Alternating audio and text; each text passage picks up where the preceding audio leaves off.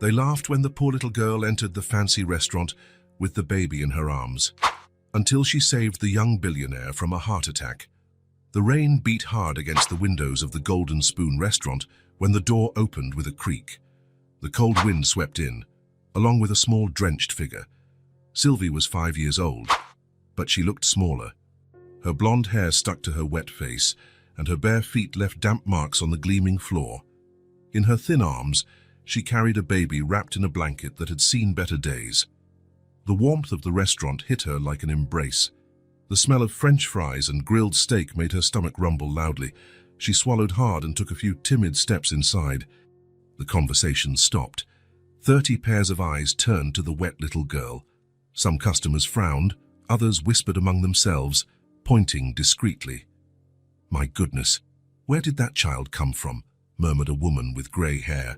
"Where are her parents?" asked a man in a suit, shaking his head. Sylvie pretended not to hear. She held her brother tighter to her chest and looked for an empty corner where she could hide. Maybe no one would bother her if she stayed very still, but the manager was already walking toward her. He was a short, pudgy man with a stained white apron and a far from friendly expression. "Hey, you," he called out, his voice cutting through the silence. "You can't stay here. Please, leave." Sylvie looked down. Her cheeks turned red with shame. When she spoke, her voice was weak. "We just wanted a warm place and a little bit of food." The manager crossed his arms. "Leave now, girl. This isn't a shelter." Some people laughed softly. A woman pointed with her finger, commenting something to her husband and shaking her head in disapproval. "And what a shame," she murmured. "Where are the people responsible for them?"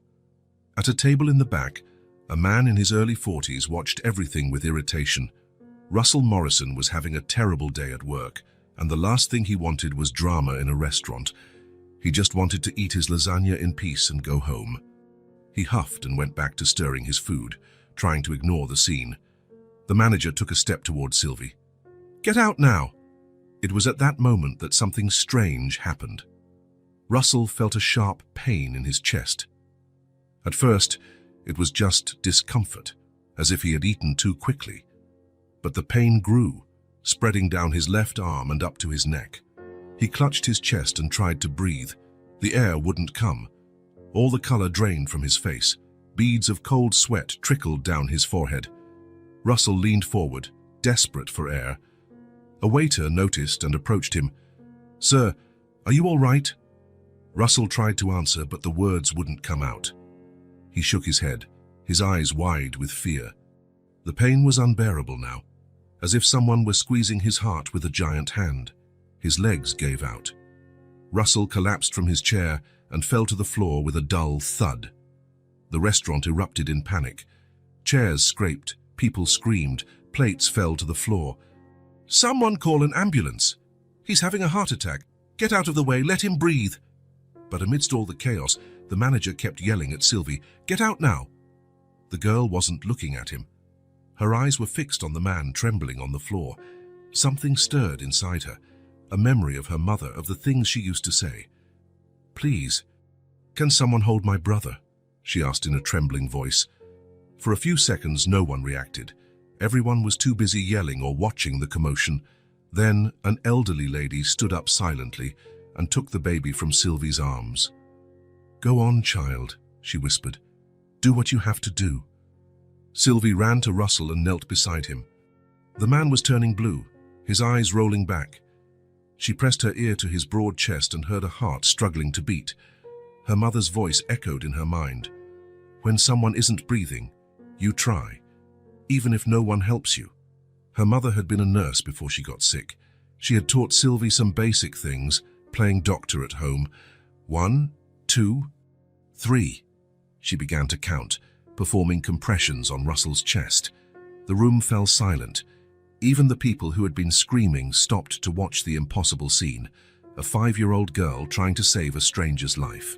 Sylvie's small hands worked with determination. She knew she had to press hard, right in the middle of his chest. Each compression hurt her thin arms, but she didn't stop. 4, 5, 6. Tears streamed down her face, but her voice remained steady. She thought of her mother, of all the people her mother had helped at the hospital. Now it was her turn. 10, 11, 12. Outside, sirens were approaching. Someone had called for emergency services. But Sylvie didn't stop. She kept counting, kept pressing, kept fighting. The restaurant door burst open. 2 paramedics rushed in, carrying heavy equipment. One of them knelt beside the child and stared, dumbfounded. "Who started CPR?" he asked, impressed. "I did," Sylvie answered, her voice choked with exhaustion and emotion. The paramedic looked at her with respect. "Oh, so you saved his life, little one." They took over, connecting wires and applying electric shocks. Russell's body jumped on the makeshift gurney, once, twice. On the 3rd try, he opened his eyes, confused and weak. Russell tried to understand where he was. He saw the restaurant lights, the worried faces, the medical equipment, and then he saw Sylvie. The girl was standing beside the gurney, her face stained with tears, her hands still trembling from the effort. She watched him with huge, worried eyes. Russell tried to speak, but his throat was dry. With great effort, he managed to whisper, "Thank you." The paramedics placed him on a proper stretcher and prepared to leave. As he was carried to the ambulance, Russell couldn't take his eyes off the girl. Who was she? Why had she risked everything to save him? The ambulance doors closed with a metallic thud.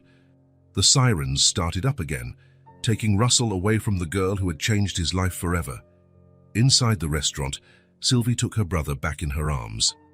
The manager had vanished, probably too ashamed to continue yelling at her. A few people approached, wanting to thank her or ask questions, but Sylvie was tired, so very tired. She walked to the door, hugged the baby to her chest, and stepped back out into the cold rain. She didn't know she had just planted the seed of something much bigger than she could imagine. Sometimes the greatest new beginnings are born from the smallest gestures, and sometimes saving one life can save 2. Russell woke up with a bitter taste in his mouth and a dull ache in his chest. The hospital lights were too white, almost offensive. He blinked several times, trying to get his bearings. Where was he? What had happened? Slowly, the memories returned. The restaurant, the terrible pain, the cold floor against his face, and then a small girl, kneeling beside him, pressing on his chest with tiny hands. He tried to move, but the wires connected to his body reminded him he wasn't free to leave. A monitor beside the bed emitted constant beeps, marking every beat of his heart. "You're finally awake," said a familiar voice. Russell turned his head slowly. Harris, his personal assistant, was sitting in a blue plastic chair with a look of concern he rarely showed. "Harris," Russell's voice came out hoarse. "What time is it?" 3 in the morning. You've been unconscious for almost 6 hours. Russell tried to recall more details, but his mind was foggy. He felt strange, as if floating between sleep and wakefulness. "What did the doctors say?" Harris leaned forward, his hands clasped together. "They want to talk to you now that you're awake. I'll go get Dr. Peterson." A few minutes later, a grey-haired man entered the room. He wore a pristine white lab coat and carried a clipboard full of papers. "Mr. Morrison's," the doctor said, pulling up a chair. "How are you feeling?" "Like a truck ran over me," Russell replied, trying to smile. Dr. Peterson didn't smile back. His expression was serious, professional. "Mr. Morrison, you suffered a severe heart attack. Your arteries are blocked and the heart muscle was damaged." Russell felt a cold knot in his stomach. "Damaged how?"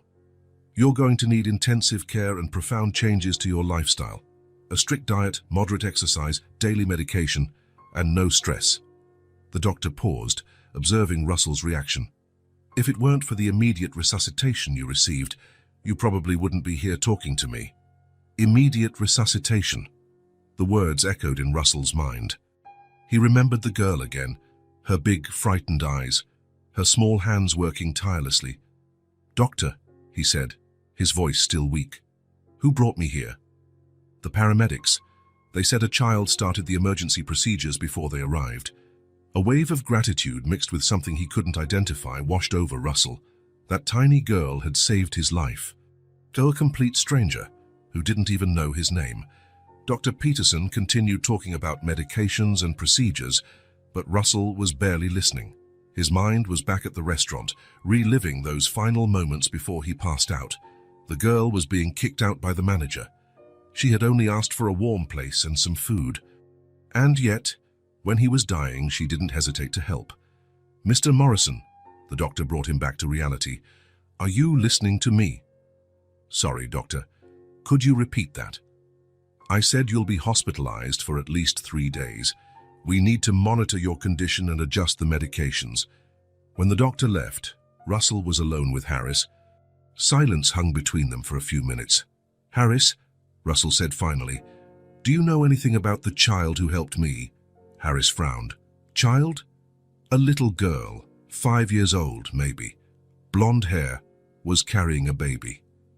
"Ah, yes, the paramedics mentioned her."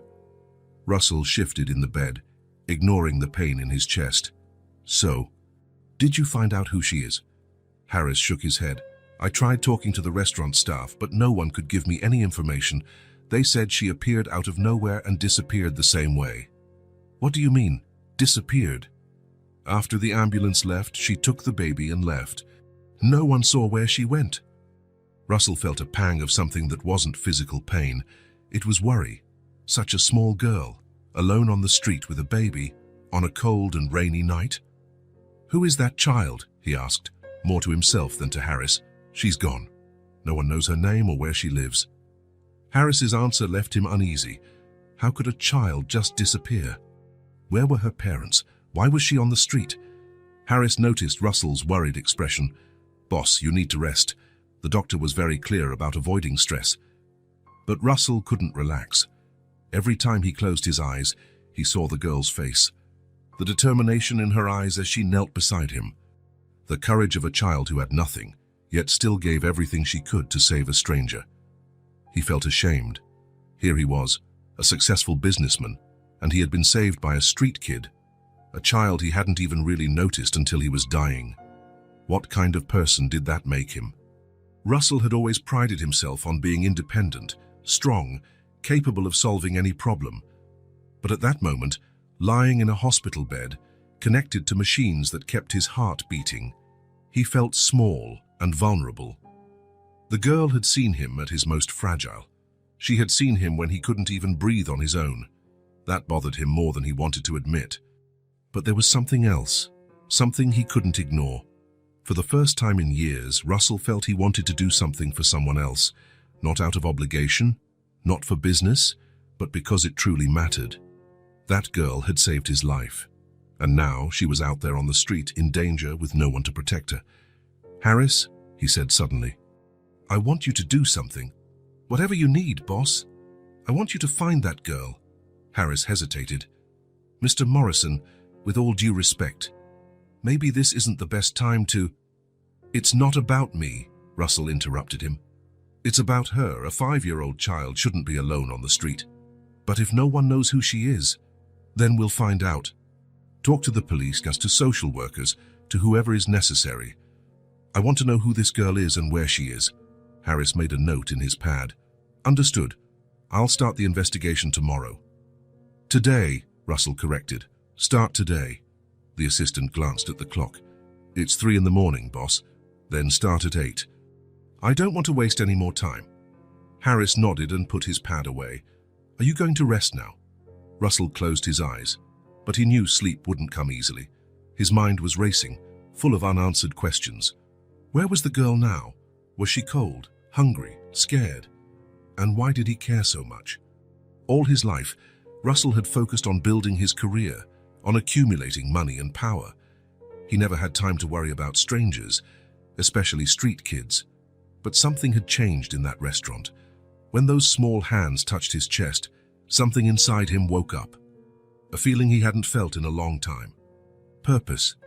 For the first time in years, Russell Morrison had a reason to want to live that went beyond himself, and it was all because of a brave little girl whose name he didn't even know.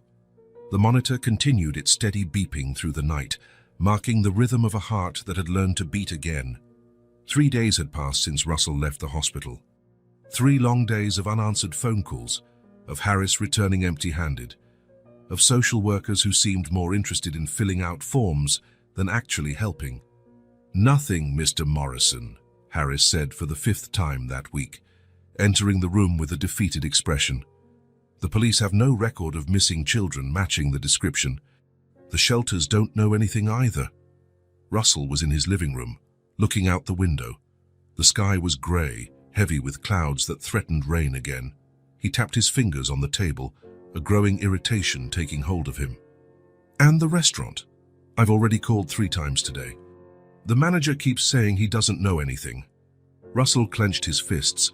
With each passing day, the sense of urgency grew. A 5-year-old child on the streets, in the cold, with a baby to care for. The image wouldn't leave his head. "He's either lying or incompetent," Russell muttered, turning from the window. Harris hesitated, clearly uncomfortable. "Boss, maybe it's time to accept that." "No." Russell turned sharply, his eyes flashing. "She's out there alone with a baby. It rained last night. I'm not giving up." He grabbed his coat hanging on the chair with a decisive movement. "Where are you going?" "To do what I should have done from the beginning." Harris frowned, worried. "The doctor said to avoid stress, and I'm going to the restaurant in person." "But sir—" "Harris." Russell stopped at the door and turned. "That girl saved my life. While I was here, comfortable and safe, she was out there cold and hungry. I can't live with that."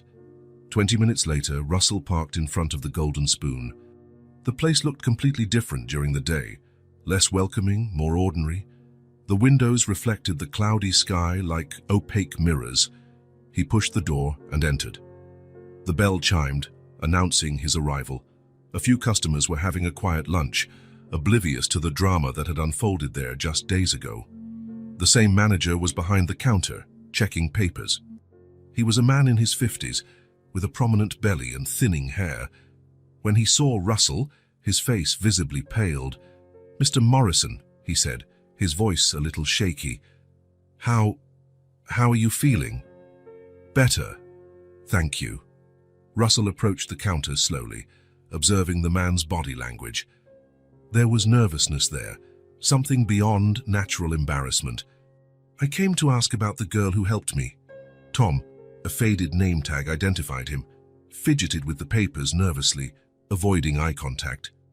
"I've already told your assistant several times. I don't know anything about her." "Tom, isn't it?" Russell leaned in slightly. "Look, I'm not here to cause trouble. I just want to find a child who saved my life. I understand, sir, but she was asking for food. You kicked her out." "After the ambulance left. Where did she go?" Tom swallowed hard. His hands were trembling slightly. I wasn't paying attention. I was focused on handling the emergency." Russell studied the man's face. There was something he wasn't telling. "Tom, a 5-year-old girl carrying a baby doesn't just vanish into thin air. Someone must have seen something." "Sir, I really don't—" "She was barefoot, in the cold, with a baby." Russell's voice grew deeper, laden with emotion. "Do you have children, Tom?" The manager stopped fiddling with the papers. I have 2 daughters. Then imagine one of them on the street, begging for food, being thrown out of restaurants." Tom looked down, clearly ashamed. It was a difficult situation. There are rules, you know. The owner doesn't like us letting people like that inside the restaurant." "I understand." Russell backed away. "But if you remember anything, call me." He left a card on the counter and walked out, frustrated. Outside, he stopped on the sidewalk and scanned the surrounding streets. It was an old neighborhood, with modest apartment buildings and a few small shops. If the girl was alone and on foot, she probably hadn't gone far from here. Russell started walking, with no specific destination. The sidewalks were wet from the early morning rain. The yellowish light from the street lamps created pools of brightness between the shadows. It was mid-afternoon, but the overcast sky made everything seem darker. He passed a small bakery, where an elderly woman shook her head when he showed her a blurry photo of the girl. Then he went to a laundromat, where the owner barely glanced at the image. At the small corner market, the result was the same. The young cashier looked at the photo for a few seconds, but ended up shaking his head. "Sorry, man, I don't remember seeing her." Russell kept walking. The silence of the streets felt heavier than ever. He wasn't used to walking without a destination. His entire life was planned, organized, efficient. But there he was, wasting an entire afternoon looking for a child who might not even want to be found. Why was he doing this? The question tormented him as he walked. Was it gratitude, guilt, or something deeper that he didn't want to admit? Maybe it was loneliness. Russell had lived alone for years, worked alone, ate alone. He had employees, business acquaintances, but no one who truly cared if he woke up the next day. Until that night in the restaurant, when a strange child had risked everything to save him. He turned onto a side street and then another. The neighborhood became progressively quieter. The houses were smaller here, older, some clearly abandoned. It started to rain again, a fine drizzle that slowly soaked him. Russell pulled his coat tighter and kept walking. That's when he heard a low sound, like someone rustling paper. He stopped and listened. The sound was coming from a narrow alley between two buildings. Russell hesitated for a moment, then approached slowly. The alley was dark, lit only by the faint light from the street. There were two large dumpsters and several scattered trash bags. And there, crouched near one of the dumpsters, was a small figure searching through torn bags. Russell's heart stopped. Even from behind, he recognized the messy blonde hair, the threadbare blanket that was now even dirtier. The girl was holding her baby brother with one arm, and with the other, she was rummaging through the trash for food. Sylvie, she was visibly thinner, her small shoulders slumped with exhaustion. The baby was too quiet, wrapped in the blanket. Russell could see that the child had also lost weight. For a moment, he just stood there watching. It was heartbreaking. Such a small child, reduced to looking for scraps in the trash to survive.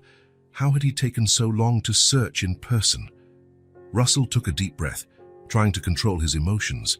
He approached slowly, stepping carefully to avoid making a sound. He didn't want to scare her. "Sylvie," he called in a low, calm voice. She spun around with a start, her eyes wide with terror.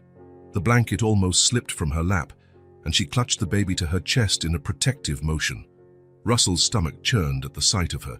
She was dirtier, thinner, more frightened. There were small cuts on her hands, probably from digging through the trash. Her large eyes stared at him with recognition and fear. "It's me," he said, lowering his tone and slowly crouching down. "The man you helped." Sylvie lowered her face, and Russell saw tears begin to fall, mixing with the drizzle. We didn't do anything wrong," she whispered, her voice trembling. Russell's heart shattered. She thought he was there to scold her. No, he said quickly, kneeling on the wet ground. "You didn't do anything wrong. Quite the opposite." His expensive pants got soaked, but he didn't care. "Please," he said, his voice choked with emotion. "I really want to thank you. You saved my life. I don't need anything." Her voice was almost a whisper. "You and your brother are hungry," Russell said, looking at the baby who seemed too weak to even cry. "Come with me. Let's get something to eat. You can trust me." Sylvie hesitated, looking at him with an expression that mixed desire and distrust. "Are you not going to call the police?" she asked, her voice low. "I'm not going to call anyone. I promise." For a few seconds, that felt like an eternity. They looked at each other. Russell could see the conflict in the girl's eyes, hunger fighting against fear. The baby began to cry softly, a weak sound that betrayed his hunger. Then Sylvie gave a small nod. Russell slowly extended his hand. When Sylvie's small, cold hand touched his, it felt as if something broke inside him, that old loneliness that had seemed a part of who he was. "Come on," he said gently. "Let's get out of the rain." They walked slowly to the main street. Sylvie was limping slightly, and Russell noticed that one of her feet was injured. He wanted to pick her up, but he was afraid of scaring her. "Does it hurt?" he asked, pointing to her foot. "A little," she admitted. "We'll take a look at that after we eat, okay?" When they arrived at the restaurant, Tom saw them enter together and swallowed hard. His expression was one of pure embarrassment. "Their table for two," Russell said calmly, ignoring the manager's stare. A waitress led them to a table in the back, the same one where Russell had been during his heart attack. He helped Sylvie sit down, noticing how she observed everything. holding the baby as if it were the most precious thing in the world. "What would you like to eat?" Russell asked. She shrugged, not knowing what to say. "How about some nice hot soup and maybe a sandwich and milk for both of you?" Sylvie nodded timidly, and Russell saw her eyes well up with tears. He called the waitress and ordered chicken soup, a grilled cheese sandwich, 2 glasses of milk, and a simple dish for himself, though he wasn't hungry. While they waited, he watched Sylvie. The baby had stopped crying but was visibly weak. How long had it been since they had eaten a real meal? "What are your names?" he asked gently. "Sylvie," she replied, her voice still low. "And he's Tommy. Beautiful names. How old is Tommy?" 8 months. He'll be 9 next week." The food arrived quickly. Sylvie ate slowly at first, as if she couldn't believe it was real. Then hunger took over, and she began to eat more eagerly. Russell gave small pieces of bread soaked in milk to Tommy, who accepted them greedily.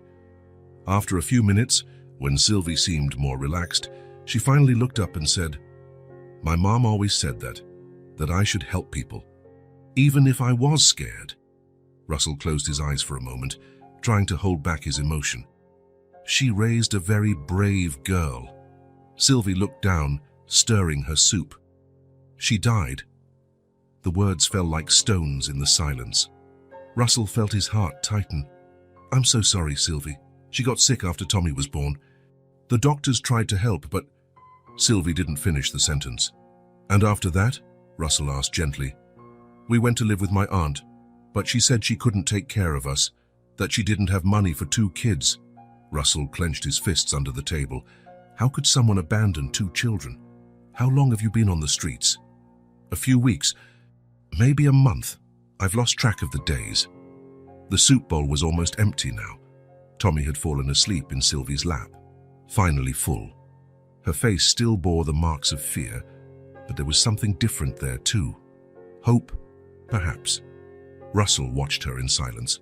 For the first time in many years, he felt something akin to responsibility and hope as well. He leaned forward and spoke calmly. "I don't know how to thank you for what you did." Sylvie looked down, blushing. I just didn't want you to die." Russell swallowed hard, moved by the simplicity of her words. "You saved me, and I can't let my hero, or her brother, go back to the streets." Sylvie slowly looked up, surprised. We have nowhere to go." Russell placed his hands on the table, weighing his next words carefully. "Then come with me." She shook her head, frightened. I can't pay. We don't have any money. No one is going to ask you for anything. You need a safe place. You deserve that." Sylvie looked at the sleeping Tommy and then at Russell.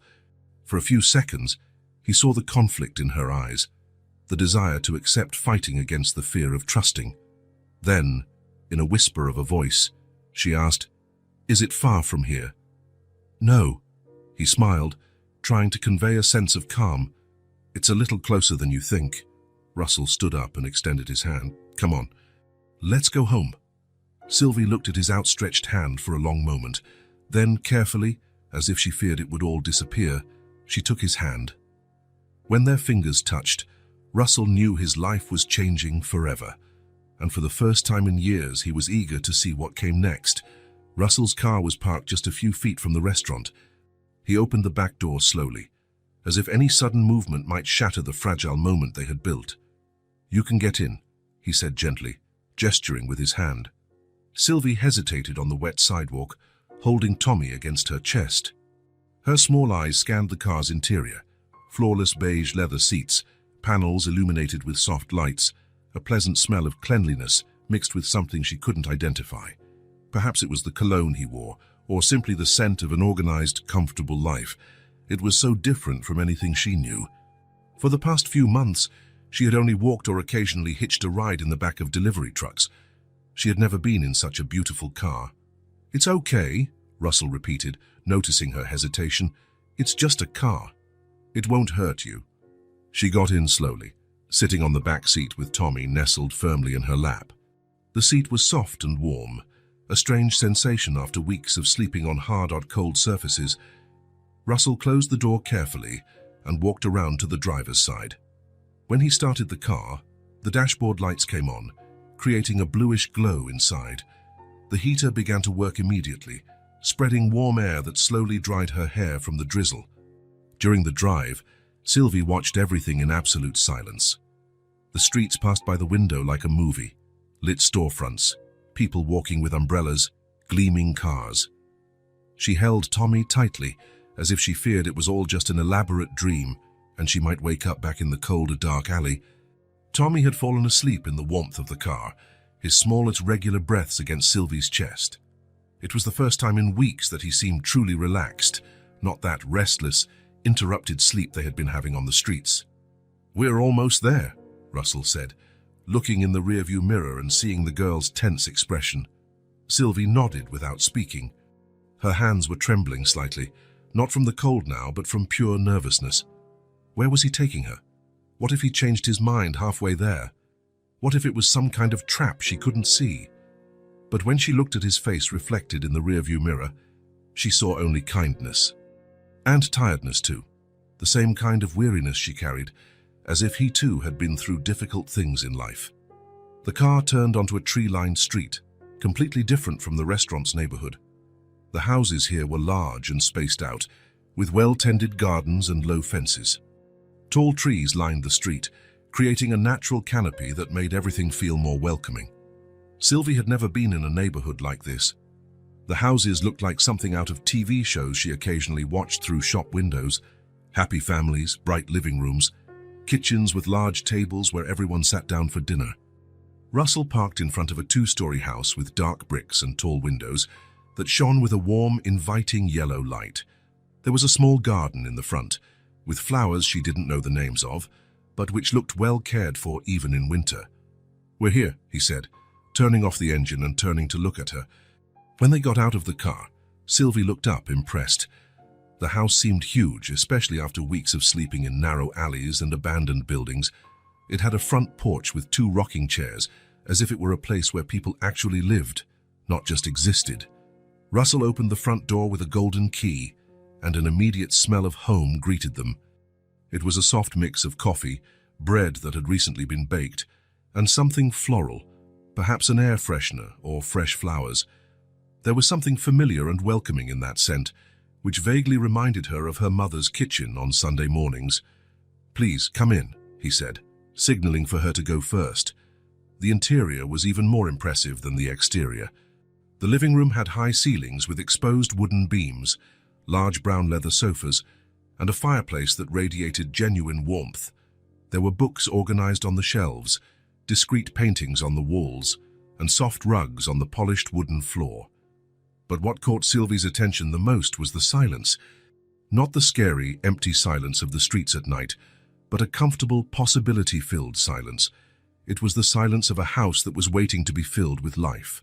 Russell took a deep breath, watching Sylvie and Tommy standing in the middle of his living room. There was something almost surreal about the scene. A little girl and a baby, after everything they had been through, finally safe. Something important was beginning here. He could feel it physically, like a door opening after being locked for a long time. "You can sit on the sofa for a bit," he said, pointing to the main sofa near the fireplace. "I'm going to arrange for some things you'll need." Sylvie sat carefully on the edge of the sofa, as if afraid of getting it dirty. The fabric was incredibly soft and warm, heated by the warmth of the fireplace. She couldn't remember the last time she had sat on something so comfortable. Maybe she had never experienced so much comfort before. Russell picked up the phone from the coffee table and called Harris. He tried to keep his voice low, but Sylvie could hear fragments of the conversation. "Harris, I need you to do some urgent shopping. Small clothes, a 5-year-old size, nothing too fancy. Just the basics. Diapers, size for an 8-month-old baby. Powdered milk, baby bottles, maybe some simple toys, and blankets. Very soft and warm blankets. Please, as soon as possible. Can it be today?" He paused, listening to the response on the other end. Sylvie saw him frown slightly, as if Harris was asking questions. "No, Harris, don't ask now. Just bring everything I asked for, please. An hour, at most." "Thank you. I'll explain later." When he hung up, Russell turned to Sylvie with a smile that seemed genuinely warm. "A friend of mine is going to bring some things you'll need. Clean clothes, proper food for Tommy, things like that." While waiting for Harris to arrive, Russell went upstairs to the second floor. There were 3 bedrooms there: his own master bedroom, an office he used occasionally, and an old guest room that hadn't had visitors in at least 2 years. He opened the guest room door and turned on the light. The room was clean. He paid a cleaning lady who came weekly, but devoid of life. A twin bed with white sheets, a dark wood dresser, an upholstered chair near the window. The window overlooked the backyard, where some trees cast interesting shadows. Russell went downstairs and grabbed several cushions from the living room sofa and a closet in the hallway. He returned to the room and arranged them carefully in a corner, creating a kind of makeshift crib for Tommy. It wasn't perfect, but it would be safe and infinitely more comfortable than any place they had slept recently. Then he went to his own room and took some clean blankets from a large closet. He chose the softest ones he had. Some he had received as gifts, but never used. He also brought a flannel nightgown that had shrunk in the wash months ago, but would fit Sylvie perfectly. He left everything arranged on the upholstered chair and went downstairs again, feeling a strange satisfaction in taking care of someone after so long of living only for himself. In the kitchen, he warmed fresh milk on the stove, stirring slowly with a wooden spoon to prevent a skin from forming on the surface. He added a pinch of sugar and a drop of vanilla. Children liked sweet and tasty things, didn't they? He didn't really know, but it seemed like the right thing to do. When he returned to the living room carrying a mug of warm milk, Sylvie was still sitting in the same position, observing everything around her with big, attentive eyes. Tommy was sleeping soundly in her lap, more relaxed than he had been in weeks. "I brought you some warm milk," he said, offering the mug carefully. "I thought you might be cold." She hesitated for a few long seconds, looking at the mug as if she couldn't believe it was really for her, as if she were waiting for him to change his mind or say it was a prank. Then, very slowly, she extended one of her small hands and held the mug with extreme care, as if it were made of precious glass. "Thank you," she whispered, her voice so low he had to lean in to hear. Russell felt something tighten painfully in his chest. It was just a simple word, but it carried so much weight. Pure gratitude, genuine surprise, and something like timid hope. "When my friend arrives with the clothes and other things, you can take a hot bath and change," he explained. "The room upstairs is yours and Tommy's, for as long as you want to stay." Sylvie looked at him over the mug of milk, steam rising and warming her small face. "Are really ours?" she asked, as if she couldn't fully process the idea. "Yes, for as long as you want to stay. There's no rush to decide anything." She drank the milk slowly, savoring each sip as if it were the most delicious thing she had ever tasted. It had been so long since she had had warm, sweet milk. It had been so long since someone had prepared something especially for her, thinking about what she might like. Tommy began to stir in her lap, making little baby noises of someone waking up. Russell moved a little closer, maintaining a respectful distance. "Can I hold him for a minute? So you can finish your milk calmly and relax a bit?" Sylvie hesitated visibly. Tommy was all she had in the world, her only family, her only real responsibility. But there was something in Russell's voice, a genuine and respectful kindness that made her nod slowly. Russell took the baby with extreme care, as if he were made of delicate porcelain. Tommy looked at him with curious, alert eyes, without crying or showing fear. "Hi, Tommy," Russell said softly, adjusting the baby in his arms. "You're a very brave little boy, aren't you? Being taken care of by your big sister like this." Seeing such a large and seemingly strong man holding her little brother with such gentleness and affection made Sylvie visibly relax. The muscles in her shoulders, which had been tense for weeks, finally loosened a bit. Maybe, just maybe, she could really trust him. Harris arrived exactly 58 minutes later, carrying several bags from different stores. Russell quickly answered the door, took all the bags without letting Harris in, and dismissed the assistant with a minimal explanation that everything would be clarified the next day. Then he helped Sylvie up to the room, carrying Tommy while she held onto the hem of her dirty shirt. She looked at everything with silent admiration: the bed with clean, fragrant sheets, The new clothes still with tags on the chair, the makeshift crib for Tommy with soft blankets. "The bathroom is over there," he said, pointing to a white door. "There are clean towels, soap, shampoo, everything you'll need. Make yourself completely at home." When Russell left and closed the door carefully, Sylvie sat on the edge of the bed and began to cry softly. They were not tears of sadness, but of pure, overwhelming relief. For weeks she had carried the impossible weight of caring for Tommy alone, of finding food every day, of seeking shelter every night. For the first time since her mother's death, she felt genuinely safe. The next morning, Sylvie woke up completely disoriented. The sun streamed gently through the clean window, creating comforting golden patterns on the wooden floor. For a long, frightening moment, she couldn't remember where she was, and that filled her with panic. Then she saw Tommy sleeping peacefully in the makeshift crib, saw the clean clothes she had put on the night before after the longest, warmest bath of her life, and the memory returned like a wave of relief. Russell's house. Real safety. She got up slowly, still wearing the flannel nightgown that was a bit big but incredibly soft, and walked to the door. She opened it slightly and looked into the large, quiet hallway, with a soft carpet that completely muffled the sound of her bare feet. Russell appeared at the end of the hallway, carrying an extra blanket and a towel. When he saw her peeking through the door, he smiled with genuine kindness. "Good morning, Sylvie. Did you sleep well?" She nodded, clutching the soft fabric of the nightgown with her small fingers. It was much bigger than her size, but it was the most comfortable thing she had ever worn. "Do you live here alone?" she asked softly, her voice filled with innocent and careful curiosity. Russell paused visibly, as if the question had caught him by surprise. Then he came a little closer and answered calmly, "Yes, I've lived alone for a few years." You don't have a family?" Her voice came out even smaller, but there was a genuine concern there. Russell looked down and took a deep breath before answering, as if deciding how much of the truth to share. "I had a family, but now I don't anymore." Sylvie thought for a few seconds, processing this information. She recognized that tone of voice perfectly, that careful way of talking about loss. It was exactly the same one she used when she talked about her mother. Then, with a courage that surprised her, she said, "I think it must be very sad to live alone in such a big house." Russell smiled, but she clearly saw his eyes become moist. It is very sad, Sylvie." For a moment that seemed to stretch on forever, the two looked at each other in complete silence.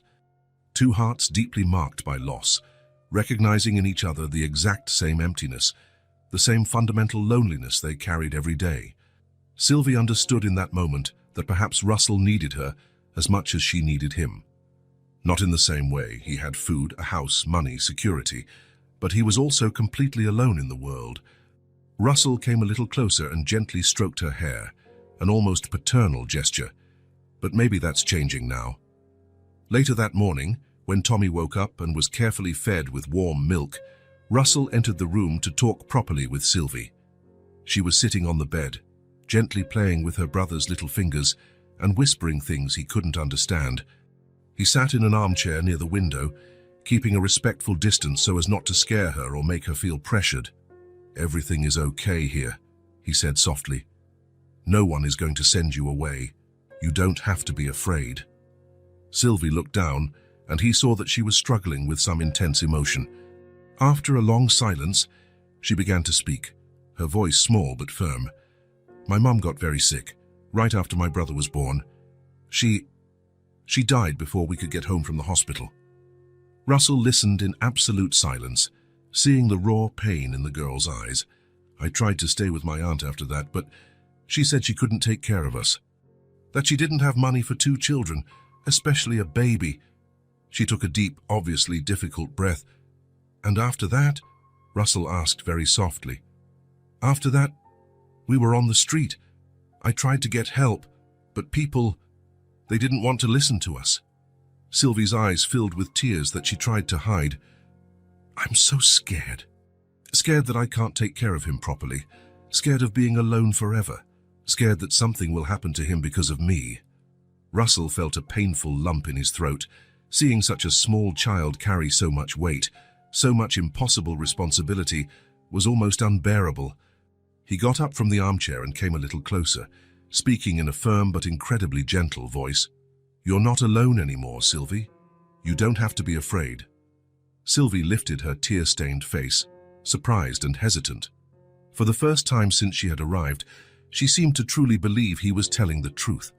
And maybe, for the first time since her mother died, she didn't feel completely lost and alone in the world. There was still a lot of fear, a lot of natural distrust, but there was also something new and fragile growing in her chest. True hope. And in Russell's silent house, two deeply lonely souls began to discover that maybe they didn't have to carry their pain alone forever. The first few days with Sylvie and Tommy in the house were a mix of joy and complete chaos. Russell had never imagined how difficult it would be to care for two children, especially a baby who needed constant attention. On Monday morning, he woke up early as always, put on his suit and went downstairs for coffee. He found Sylvie already awake in the living room, holding a softly crying Tommy. "He won't stop crying," she said, worried. "I think he's hungry, but I don't know how to make the bottle right." Russell looked at the clock. He had an important meeting at 9 in the morning, but he couldn't just leave and let Sylvie handle everything alone. "Come on, I'll teach you," he said, taking off his jacket and rolling up his sleeves. They went to the kitchen, where Russell showed her how to heat the milk to the right temperature, how to mix in the powdered milk, how to test if it wasn't too hot. Sylvie paid attention to every detail, as if memorizing an important lesson. When Tommy finally stopped crying and started to drink, Russell looked at the clock again. 15 minutes late. "I have to go to work," he said, grabbing his jacket. "Will you be okay?" Sylvie nodded, but he saw the uncertainty in her eyes. Throughout the entire meeting, Russell had trouble concentrating. He thought about Sylvie alone with Tommy, imagining 1,000 things that could go wrong. What if the baby got sick? What if Sylvie got hurt? What if she decided it was too much responsibility and ran away? He arrived home in the middle of the afternoon and found them both asleep on the sofa. Sylvie had dark circles under her eyes, a sign that it had been a difficult morning. On Tuesday, the situation repeated itself. Tommy woke up with a low fever, and Sylvie panicked. Russell cancelled 2 meetings to take them to the pediatrician, who said it was just a common cold. "Babies get sick sometimes," the doctor explained. "It's normal. He just needs care and affection." But for Sylvie, who had been carrying the weight of caring for her brother for months, any symptom was a cause for terror. On Wednesday, Russell tried to work from home. He set up his laptop on the living room table and started answering emails while Sylvie played with Tommy on the rug. It worked well for an hour. Then Tommy started crying. Sylvie spilled a glass of juice on the table, and the phone rang 3 times in a row with urgent calls. "Harris, I need more time," he told his assistant. "I can't leave the house today." "Mr. Morrison, you have the presentation for the investors on Friday. You need to review the numbers and—" I know. I'll figure something out." But by Thursday, the situation became unsustainable. Tommy had been up all night crying with colic, Sylvie couldn't sleep, and Russell stayed up trying to help as well. In the morning, all 3 were exhausted. Sylvie was dozing on the sofa with Tommy in her lap, and Russell was looking at the pile of documents he needed to review before the presentation. That's when he realized he couldn't handle everything on his own. As much as he wanted to be present for Sylvie and Tommy, he had responsibilities at work. People depended on him, important projects awaited his attention. And at the same time, the children needed constant, dedicated care. Especially Sylvie, who was still adjusting to her new life and carried deep trauma from everything she had been through. On Thursday afternoon, after a particularly difficult morning, in which Tommy had thrown up 3 times and Sylvie was almost in tears from exhaustion, Russell made a decision. He called Sylvie to sit with him in the living room. Tommy had finally fallen asleep in the makeshift crib, and the house was quiet. "Sylvie, I need to talk to you about something important," he said, choosing his words carefully. She sat on the edge of the sofa, immediately tense. Russell noticed that whenever he said they needed to talk, she became afraid it was something bad. "I need help taking care of you two while I work," he said directly. Sylvie immediately looked down. and he saw her shoulders shrink. It was exactly the reaction he had feared. "This doesn't mean you're leaving," he added quickly. "It means I'm going to hire someone to be here during the day, to help you with Tommy and to make sure you're safe." "But will you come back?" she asked in a whisper of a voice, without looking up. The question hit Russell like a punch. She was still afraid he would abandon her, even after everything. "Always," he said firmly. "I will always come home. I will always come back to you. I just want to make sure you're safe and well cared for when I'm not here." Sylvie finally looked at him. "You promise?" "I promise.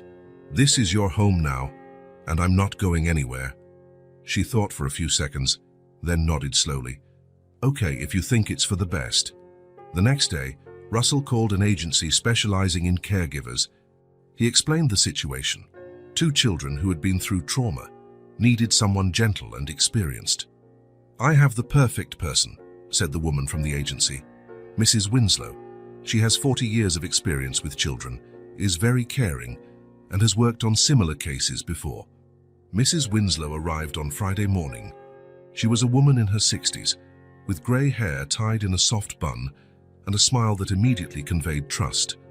Russell greeted her at the door and led her to the living room, where Sylvie was sitting with Tommy in her lap. "Sylvie, this is Mrs. Winslow," he said. "She's going to help take care of you two." Mrs. Winslow approached slowly, respecting Sylvie's space. "Hi, Sylvie," she said in a sweet but firm voice. "I'm going to help you take care of your brother. What a beautiful boy he is." Sylvie looked at the woman cautiously, but showed no fear.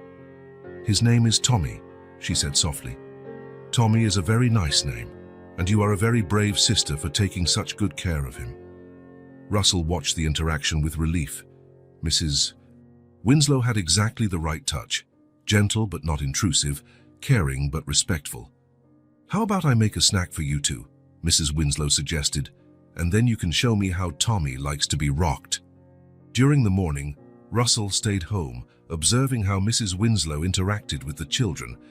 She helped Sylvie give Tommy a bath, taught her a new lullaby, and even managed to make Sylvie laugh when she told a funny story about a cat that thought it was a dog. When it was time for Russell to go to the office, he knelt down to Sylvie's level. "I'm going to work now, but I'll be back in the late afternoon. Mrs. Winslow will be here with you." "Okay," Sylvie said, but he saw she was still a little nervous. "If you need anything, you can call me. Mrs. Winslow has my number." For the first time in a week, Russell was able to work without constantly worrying. He knew Sylvie and Tommy were in good hands. He arrived home at 5 in the afternoon and heard voices in the kitchen. When he entered, he found Mrs. Winslow teaching Sylvie how to make simple cookies, while Tommy watched from the stroller Harris had bought. "How was your day?" he asked. "Very good," replied Mrs. Winslow. "Sylvie is a wonderful helper. She knows exactly how Tommy likes things." Sylvie smiled, proud of the compliment. After Mrs. Winslow left, promising to return on Monday, Russell sat on the sofa to relax. It had been the first productive day he'd had in a week. That's when he heard small footsteps approaching. Sylvie appeared in the room, holding a folded piece of paper in her hands. "Russell," she called. "Hi. What do you have there?" Instead of answering, she ran to him and hugged him tightly, wrapping her small arms around his neck. "Thank you so much for getting us off the street," she said, her voice muffled against his shoulder. Russell felt his eyes sting. He hugged the small girl, feeling an emotion he hadn't experienced in years. "You don't have to thank me," he whispered. "You've given me much more than I've given you." Sylvie pulled away a little and held out the folded paper. "I made this for you." Russell carefully unfolded the paper. It was a drawing made with colored pencils. 3 people holding hands under a big yellow sun, a small girl, a tall man, and a baby in the girl's arms. "It's us," Sylvie explained, pointing to each figure. "Me, you, and Tommy. We're a family now, right?" Russell looked at the drawing and felt something break inside him. It wasn't sadness. It was the opposite. It was as if something that had been hardened for years was finally opening up. "It's the most beautiful thing I've ever seen," he said, his voice choked with emotion. "I'll keep it forever." "Really? Really? I'm going to frame it and put it in my office for everyone to see." Sylvie smiled, the widest and most genuine smile he had seen since he met her. That night, after putting the children to bed, Russell sat in the living room looking at the drawing. For the first time in years, his house didn't feel empty. It was full of life, laughter, purpose. Mrs. Winslow had been an excellent idea. She would take care of Sylvie and Tommy during the day, ensuring they were safe and happy. And he could work knowing he had a family waiting for him at home. A family. The word still sounded strange, but every day it felt more right. Russell looked at the drawing again. 3 people holding hands. Maybe that's how families were made. Not just by blood, but by choice, by love, by mutual care. And maybe, just maybe, he had found the family he had always been looking for in the most unlikely of places. The next day, as promised, he took the drawing to be framed. The shop clerk smiled when she saw the childish art. "What a lovely drawing. Your daughter is very talented." "She is," Russell agreed, smiling. She's very special." And for the first time, saying "my daughter" didn't feel strange. It felt right. It felt true. It was almost 2 in the morning when Russell woke to the sound of crying coming from Sylvie's room. It wasn't Tommy's normal cry. It was something different, sharper, more desperate. He jumped out of bed and ran down the hall, his heart already racing. When he opened the door to the room, he found a scene that filled him with panic. Sylvie was sitting up in bed, hugging Tommy, trembling violently. Her face was red and hot. Beads of sweat ran down her forehead, and she was breathing in short, ragged gasps. "Sylvie, what's happening?" he asked, rushing to the bed. "It hurts," she whispered between sobs. "So my chest is tight. I can't breathe right." Russell touched her forehead. It was burning with fever. He looked at Tommy, who was awake but calm, just watching his sister with big, worried eyes. "It's okay, little one," Russell said, trying to keep his voice calm despite the panic he felt. "We're going to take you to the hospital right now." "I don't want to go," she cried. "My mum went to the hospital and she didn't come back." Russell's heart shattered. Of course she would be afraid of hospitals. All the worst memories of her life were tied to that place. "This time is different," he said, kneeling beside the bed. "I'll be with you the whole time. I won't leave your side for a second." Sylvie looked at him with eyes full of tears and fear. "Promise." "I promise. And Tommy is coming with us too. We're not going to be separated." Russell grabbed the warmest blanket he could find and wrapped it carefully around Sylvie. She was so small and fragile in his arms, shivering with fever and fear. "So I get Tommy?" she asked, her voice weak. "Of course. We'll all go together." He carried Sylvie in his left arm and Tommy in his right, going down the stairs as fast as he could without risking a fall. The car was in the garage, and he managed to settle both children in the back seat before speeding off. During the drive to the hospital, Russell constantly glanced in the rearview mirror. Sylvie was leaning against the seat, still hugging Tommy, struggling to breathe. "It's going to be okay," he repeated. "I promise it's going to be okay." But inside, he was terrified. What if it was something serious? What if he lost Sylvie too? The thought was unbearable. In just a few weeks, this brave little girl had become the most important thing in his life. She and Tommy had filled a void he didn't even know existed. They arrived at the emergency room, and Russell ran inside, carrying both children. "I need help," he yelled. "A 5-year-old girl with a high fever and respiratory distress." A nurse appeared immediately with a small gurney. "Put her here, we'll take care of her." "I'm coming with you," Russell said firmly. "Sir, are you—" "I'm her guardian. I'm not leaving her side." The nurse looked at Sylvie, who was clinging to Russell's shirt with all her might. "All right, you can come." They took Sylvie to an emergency room, where a young doctor began to examine her immediately. Russell stood by the gurney, holding her small hand while Tommy slept in his arms. "It looks like pneumonia," the doctor said, after listening to her lungs. "We'll do an X-ray to confirm, but she'll need to be hospitalized for a few days." "Pneumonia?" Russell felt his blood run cold. "Is it serious?" "With the right treatment, no. But in young children, especially those who have experienced stress or malnutrition, it can be more complicated. We'll monitor her closely." Sylvie squeezed Russell's hand. "You're not going to leave, right?" "Never," he said, kissing her hot forehead. "I'll stay here until you're completely better." They transferred Sylvie to a room on the pediatric floor. It was a small but cozy room, with colorful walls and a few toys. There was an armchair that turned into a bed next to the main bed. "You can stay here with her," the nurse said. "And the baby too, no problem." Throughout the night, Russell stayed awake watching Sylvie. The doctors had started an IV and antibiotics, but she still had a fever and was struggling to breathe. Tommy slept peacefully in the crib the hospital had provided, oblivious to the seriousness of the situation. Around 4 in the morning, Sylvie woke up and looked around, confused. "Where are we?" "In the hospital. Remember, you had a fever. You stayed here all night. I told you I wouldn't leave your side." She smiled weakly. "I thank you for not leaving me alone." Russell held her small hand, feeling an intense emotion wash over him. In that moment, looking at that brave girl in the hospital bed, he knew he had to tell her about his own daughter. "Sylvie," he said softly, "I want to tell you something. About why I lived alone in that big house." She looked at him attentively. "I had a daughter," he began, his voice choked.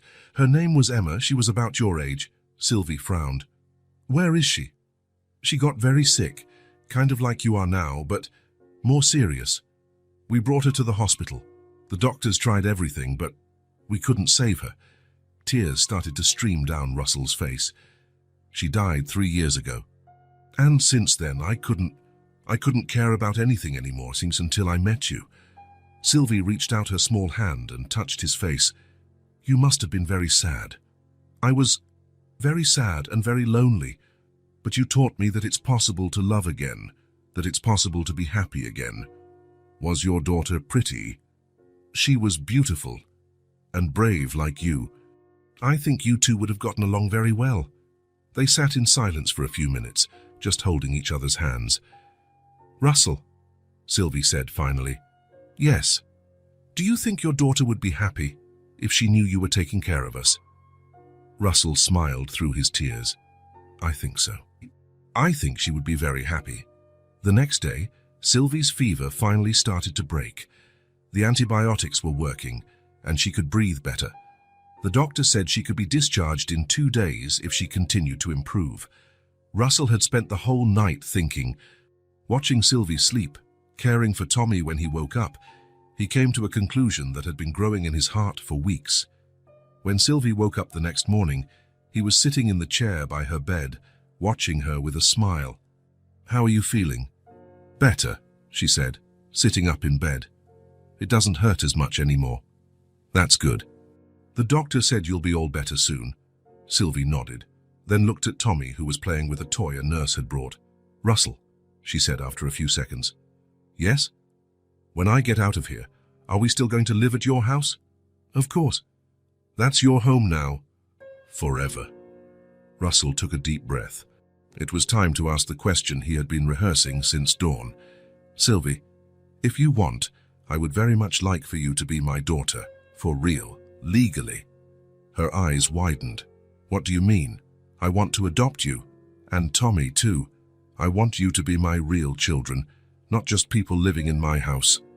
Sylvie's eyes filled with tears, but she was smiling. "And my brother, too?"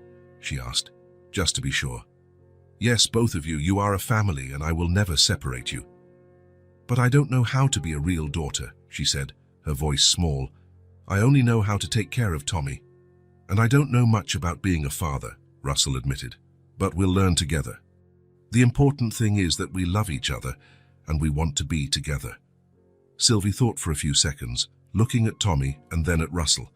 "If I'm your daughter, you'll never send me away. Even if I do something wrong?" "Never. Families don't send each other away, no matter what happens. And Tommy will be your son too. Will you take care of him if something happens to me?" "I will take care of you both forever. That's a promise." Sylvie then smiled, a small but brave smile. "Then we want to," she said, "me and Tommy, we want to be your real family." Russell leaned over and hugged the small girl, feeling a happiness he hadn't experienced in years. "Thank you," he whispered. "Thank you for letting me be your father." "Thank you for wanting to be," she replied. From the crib nearby, Tommy made a happy noise, as if he understood that something important had just happened. 3 days later, when they left the hospital, they were no longer just Russell, Sylvie, and Tommy. They were a family. A family that had found each other under the most unlikely circumstances, but that was real and true. As they left the hospital, Sylvie held Russell's hand firmly. "Dad," she said, trying out the word. "Yes, daughter." "Are we going home?" "We're going home." And for the first time in their lives, all three of them knew exactly where that place was. 3 weeks after leaving the hospital, Russell was nervous in a way he hadn't been since his first major business meeting. But this time, it wasn't about money or contracts. It was about something infinitely more valuable. He looked at himself in the mirror one last time, adjusted the blue tie Sylvie had picked out for him, and went downstairs to find the children.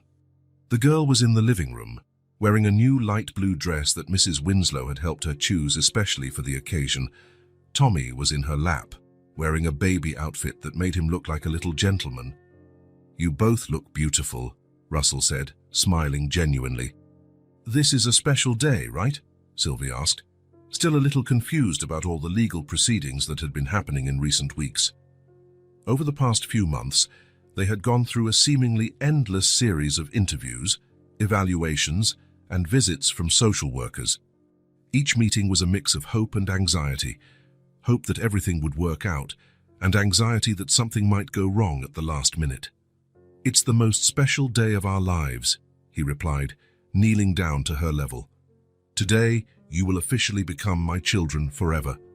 Sylvie smiled, but there was still a familiar shadow of insecurity in her eyes. Even after all these months of safety and love, part of her still feared it could all disappear. What if they change their minds?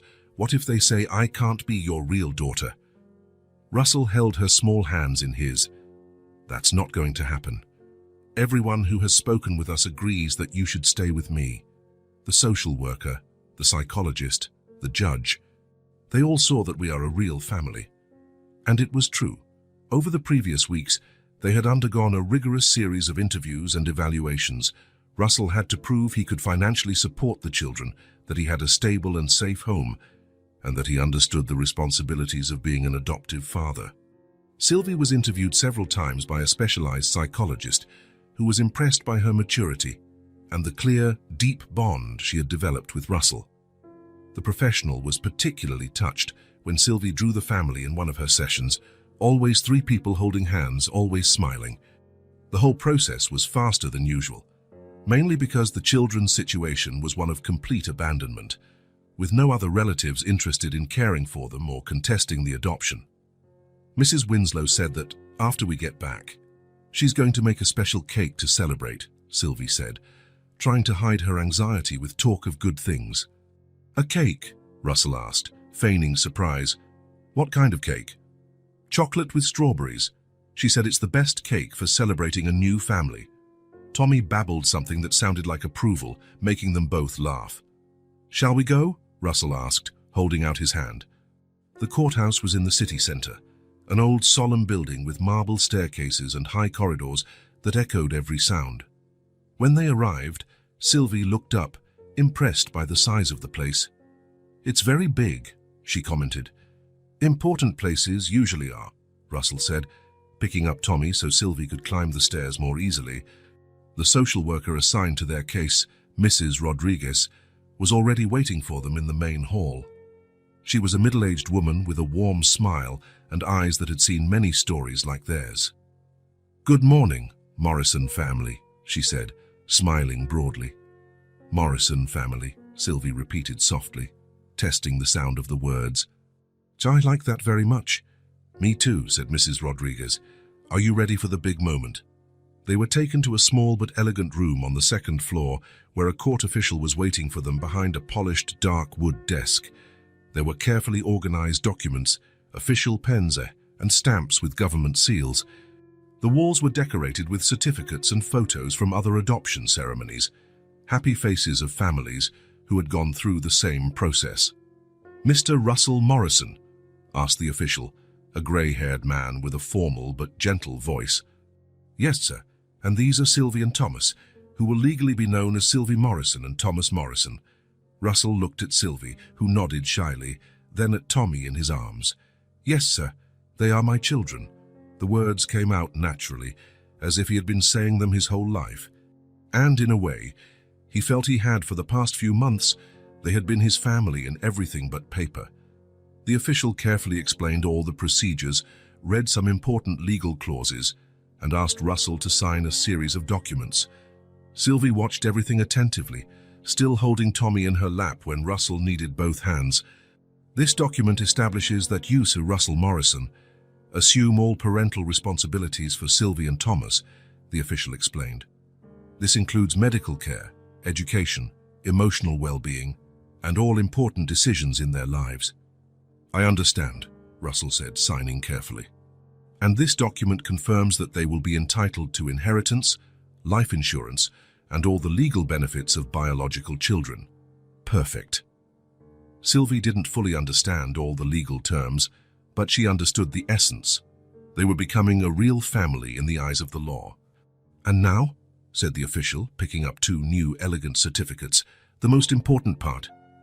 He stamped the documents with a golden official seal and handed them to Mrs. Rodriguez, who ceremoniously passed them to Russell. Mr. Morrison, Mrs. Rodriguez, it is with great pleasure that I declare this adoption officially complete. From this moment on, Sylvie and Thomas are legally your children, with all the rights and privileges that this entails. Russell looked at the certificates in his hands. There were the names in elegant script: Sylvie Morrison, Thomas Morrison. It was official, it was real, it was permanent. Congratulations, said Mrs. Rodriguez, her eyes visibly moist. In all my 20 years of work, I've rarely seen a family form so naturally and lovingly. Sylvie looked at Russell, then at the official papers. Does this mean I'm really your daughter now? Forever? It means you were always my daughter in my heart, he said, kneeling and hugging her with Tommy between them. Now it's just on paper too. No one can ever change that. For the first time since her mother died, Sylvie felt a complete and definitive sense of security.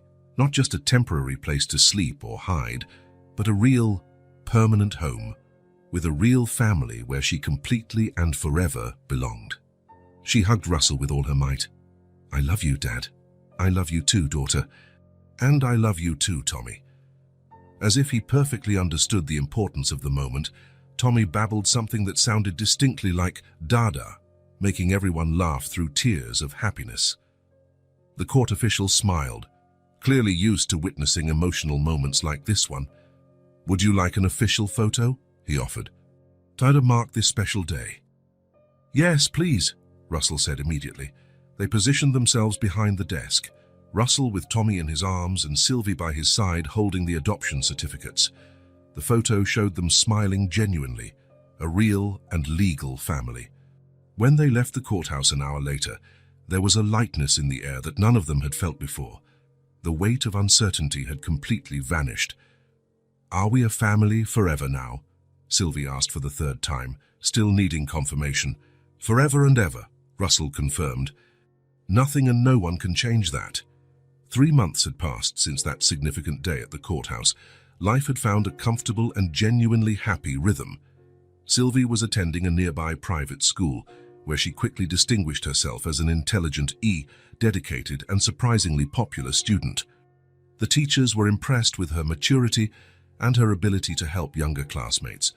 Tommy was growing up healthy and cheerful, a chubby, smiling baby who was already showing signs of wanting to walk.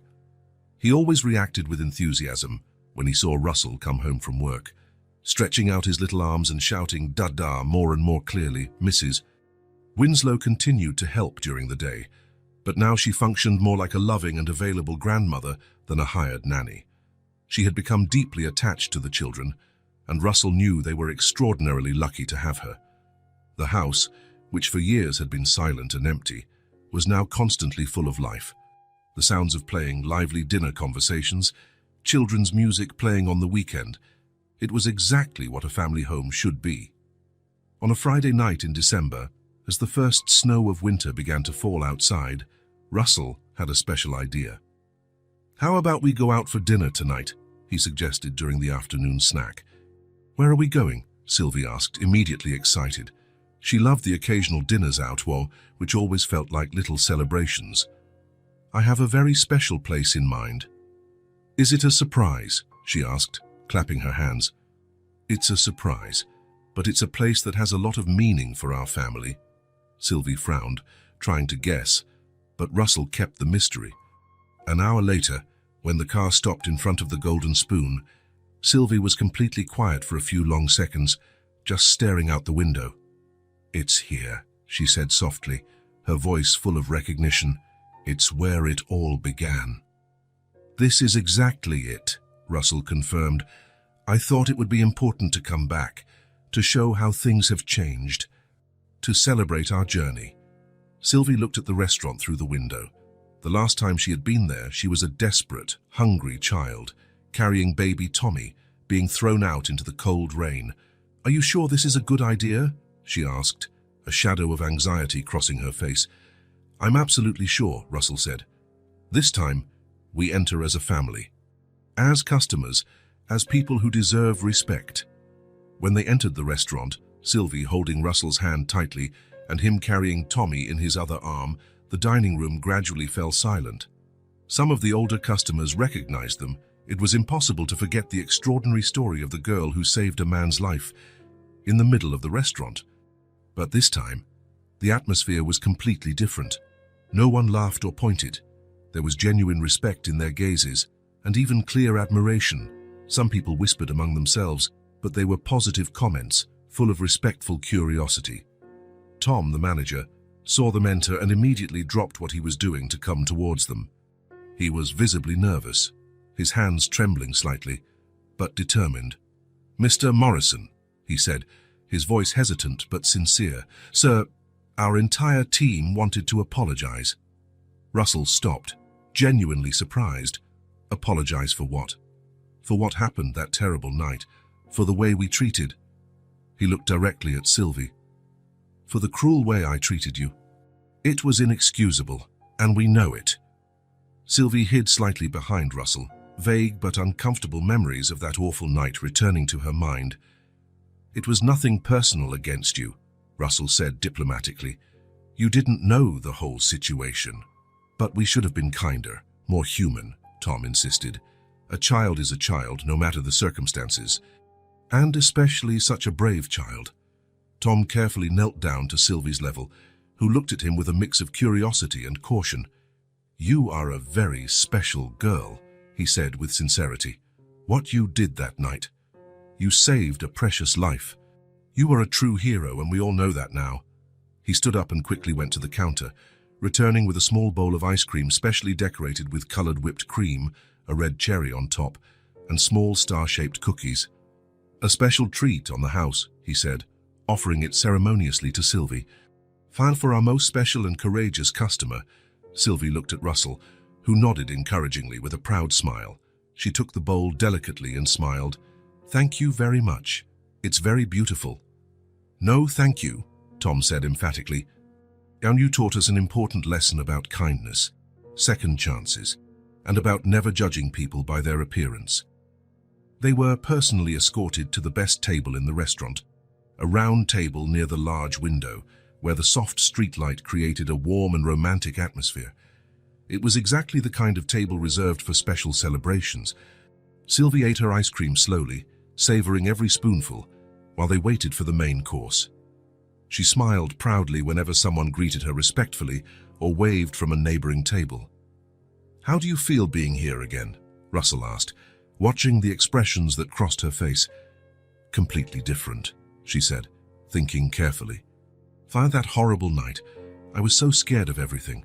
Scared that Tommy would starve, scared that no one would ever help us, scared of being alone forever. And now, how do you feel now?"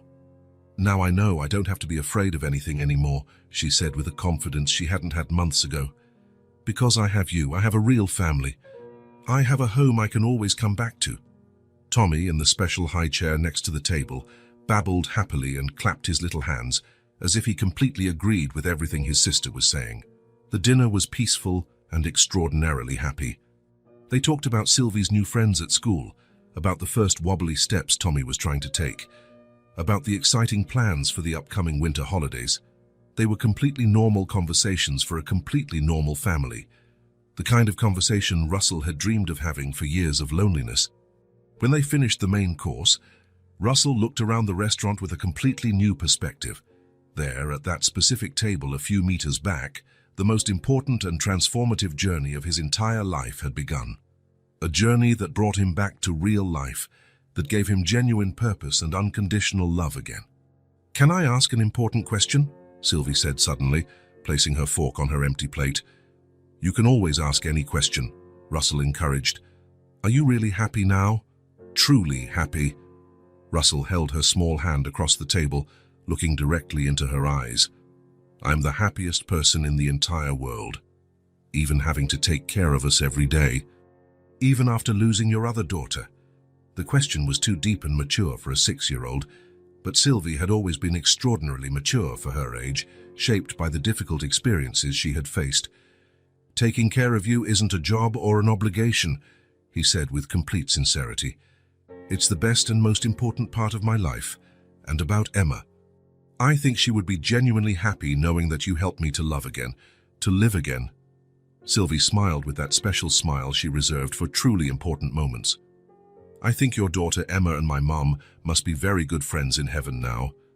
And they must be happy and proud seeing our family here, having dinner and being happy together." Russell felt his eyes sting with tears of pure gratitude. "I think you're absolutely right, daughter. I think they are very proud of us."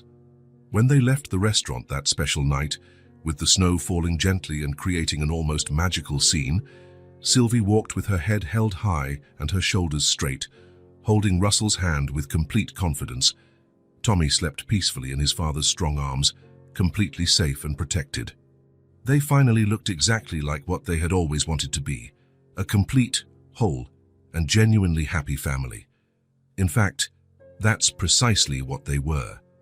A family that found each other in the most unlikely and dramatic circumstances, but that was absolutely real and true. A family built not by blood or tradition, but by unconditional love, by conscious choice, by the courage to believe that people can be saved and transformed. And sometimes, when you save someone with all your heart, you end up saving yourself too. That night, when he put both children to bed in their cozy rooms, Russell stood for a few precious minutes watching Tommy in his decorated crib and Sylvie sleeping peacefully in her bed, surrounded by stuffed animals and books. Less than a year ago, he was a completely lonely man with no real purpose, just existing day after day without expectations or joys. Today, he was a dedicated father. He was family. He was home. He was future. All because of an extraordinarily brave girl who risked everything